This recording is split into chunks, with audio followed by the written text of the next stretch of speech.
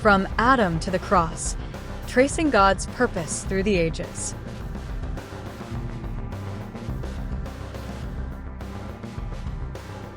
The Bible is not a random collection of moral lessons or scattered stories.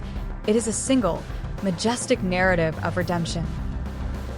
From the moment Adam drew his first breath to the moment Christ breathed his last upon the cross, God has been unfolding his eternal purpose.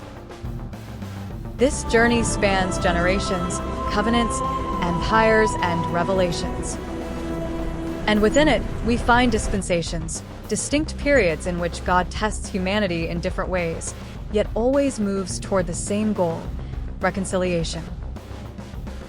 Tragically, many today view the dispensations as theological clutter or a rigid framework. Others have abused the teaching for personal gain.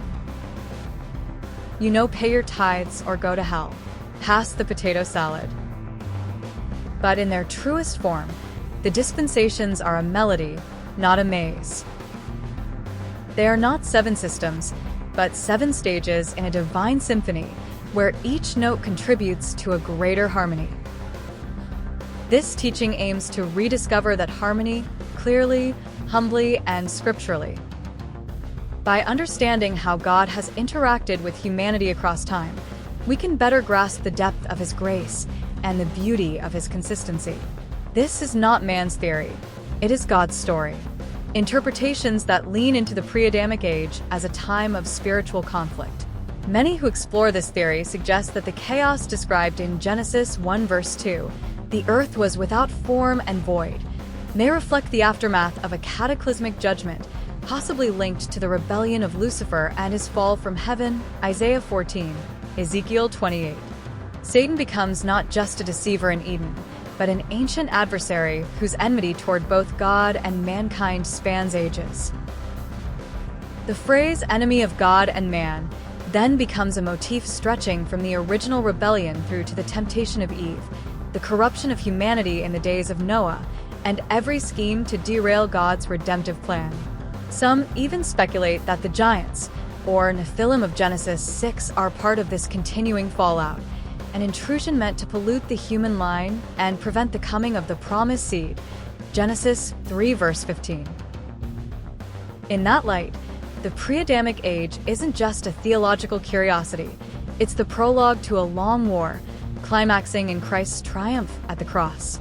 In Genesis 1 verse 28, KJV, God says to Adam and Eve, "Be fruitful and multiply and replenish the earth and subdue it." In modern English, replenish typically means to refill something that was once full. Some associate it with the rebellion of Lucifer and the fall of angels, see Isaiah 14 and Ezekiel 28. This era suggests a time before the creation of mankind, potentially explaining fossil records and Earth's ancient history in speculative Christian thought. 2. Dispensation of innocence, Adam and Eve.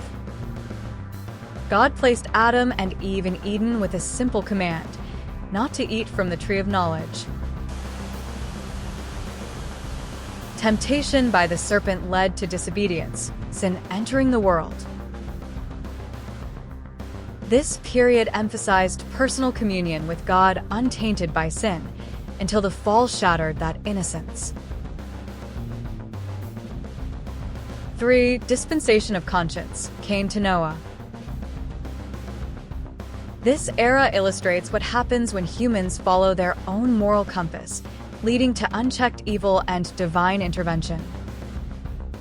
Governed by conscience, without written law.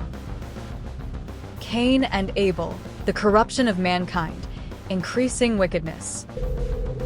Key figures: Enoch, who walked with God, the Nephilim or giants, Genesis 6 verses 1 to 4, interpreted by some as the offspring of sons of God and human women. Judgment, the great flood, wiping out the corrupted world except Noah's family. 4. Dispensation of human government, Noah to Abraham. After the flood, God gives Noah new responsibilities, including capital punishment and governance. Humanity is now entrusted with maintaining order. Tower of Babel. Human pride leads to confusion and dispersal. God's response disperses nations by language, setting the stage for a chosen people.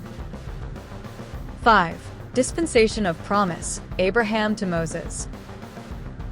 God calls Abraham, promising him a nation, land, and that through his seed all nations will be blessed.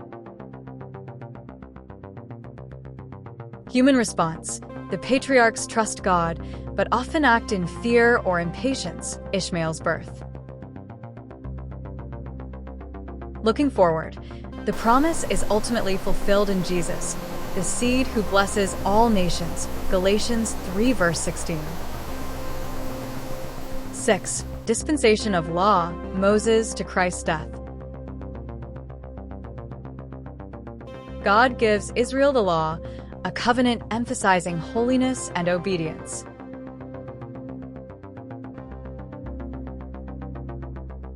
Reveal sin and show humanity's need for a Savior, Romans 3 verse 20.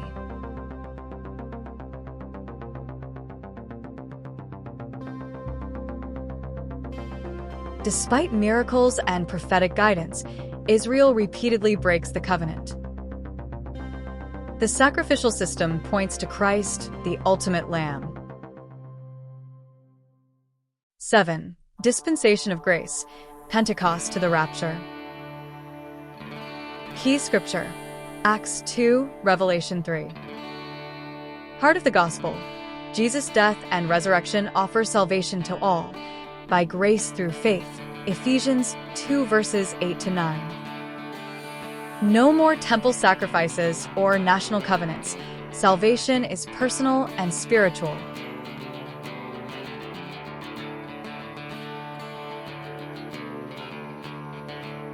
Thanks for watching.